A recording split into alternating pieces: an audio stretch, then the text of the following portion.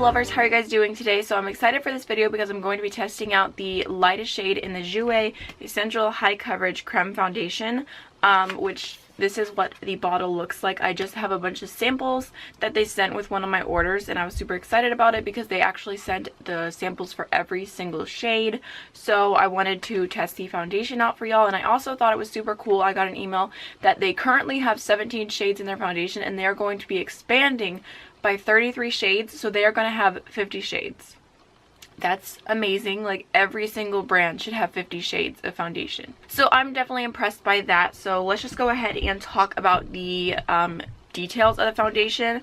Unfortunately, it retails for $38 or $39, and it only has 0.68 fluid ounces. Most foundations have a full fluid ounce, and even though this does say that it's supposed to be full coverage, you guys will see about that whenever I do the video. I think that you definitely have to build it up, so that doesn't make a lot of sense that it's like less than 3/4 what a normal foundation bottle is, and it is expensive. It is a high-end foundation, so that's definitely disappointing. They describe it as supreme coverage, lightweight, long-wearing. It creates an impeccable airbrush matte finish instantly. Simply smooth a small amount of the concentrated formula onto the skin with a Jouer Essential Precision Foundation Brush and buff to reveal your perfect complexion. I don't have that brush. I just used two different applicators like I always do for these videos, and it does say 100% of users agree that they achieve full coverage with one application.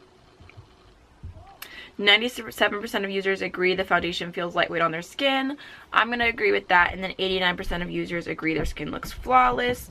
Kind of agree. So I did want to mention, I think it's really cool that when you make an order that they send like literally 17 samples of foundation. I am here for it, because then you get to try your shade no matter what, because there's so many little sample packets that I have tried in the past and they never ever have my shade. So for them to send every single shade, it's a little bit extra, but I'm here for it. The shade that I use today is Alabaster. I'm going to quickly insert some swatches of this foundation in comparison with other foundations that I have.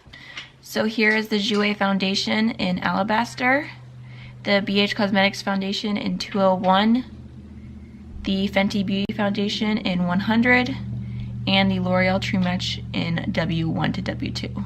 And then just for reference, because I have it here, I'm going to go ahead and do swatches of the 5 lightest shades of the Jouer foundation.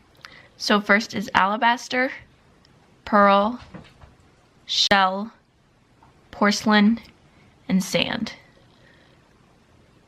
If you guys want to see the demo, how I feel about it, and a wear test throughout the entire day, then just keep watching. So before we start applying the foundation, I'm just going to go into my regular primer, which is the Glossier Priming Moisturizer Rich. I love this because I have dry skin.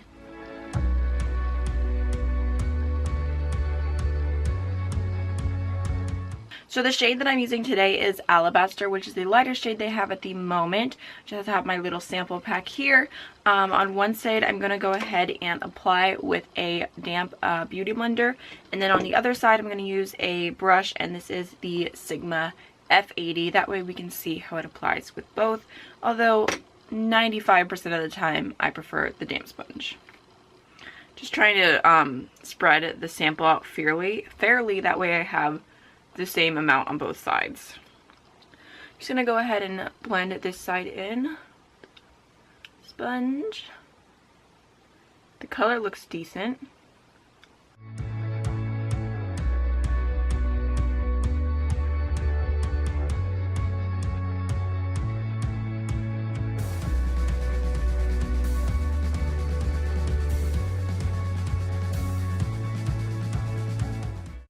So there's the sponge side. It looks okay, but I'm honestly surprised at how low coverage it is.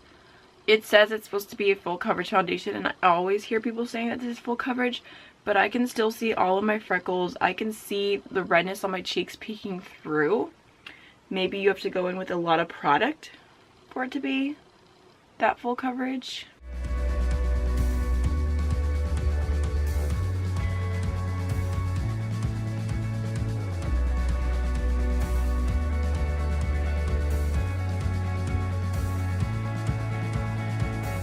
So I definitely think that the coverage is way better on the brush side, but I can still see my freckles. I don't think I would call this foundation full coverage. I don't know. There's not that much left in the packet, but I'm going to try and squeeze some out just to add a little bit more on this side, a little more coverage. Okay, that definitely looks better. So it's buildable. I like the color. I think it looks nice, which I'm excited because they're coming out with even lighter shades, so I'm here for it. I feel like overall this color does match me pretty well, but we'll have to see if it oxidizes throughout the day or anything like that. So far, I think it looks nice. I'm going to go ahead and finish up the rest of my face. As far as coverage goes, I am going to add a little bit of concealer underneath my eyes, probably a little on the bridge of my nose, and some to cover this acne spot here, which is really hard to cover. It's not completely covered by the foundation. I mean, it didn't do a horrible job. There's just a touch left that I'm going to cover up, and then I'm going to just set those areas. I'm not going to set my entire face, and then I'll be back. So I wanted to let you guys know, because this is a matte foundation and I have dry skin, I am going to go in with a setting spray just to kind of liven the skin up a little bit. So I'm going to be using the Milani Make It Last setting spray today. This is one of my favorites, and it definitely helps add a little bit of extra dew to the skin.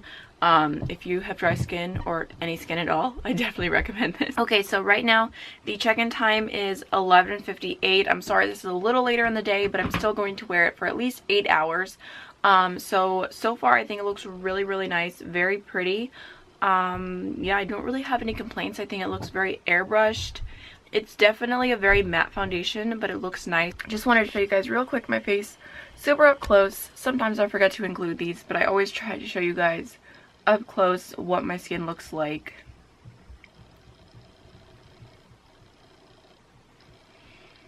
Yeah, so far so good. I will be back to check in with you guys in a few hours. So I just wanted to show you guys real quick how the foundation shade looks like in natural light on my skin.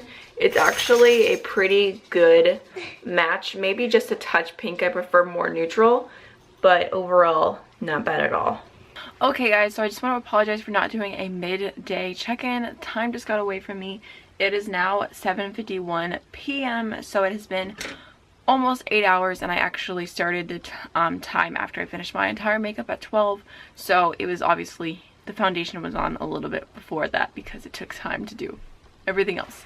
So it's been 8 hours. Honestly, the foundation doesn't look bad, but it just doesn't look good either. So it's definitely like creasing in my smile line here, and overall it just looks very dry on my skin. Like, it's, like I said, it's not super bad. Like, I'm looking up close in my mirror and it's not horrible. Like, it's okay for an 8-hour wear, but all things considered, the price of the foundation, the amount of product that you get, the fact that you have to build the product up to get medium fullish coverage, I'm just not impressed. I don't think that I would go and buy the full size of this foundation. I think that there's definitely other foundations on the market for a similar price range that I would rather try out or buy. I think that if you have combo skin or oily skin, you would probably really like this, but I think I'm just a little bit too dry. So I just want to zoom you guys in real close, real quick, just so you can kind of see what the foundation's looking like.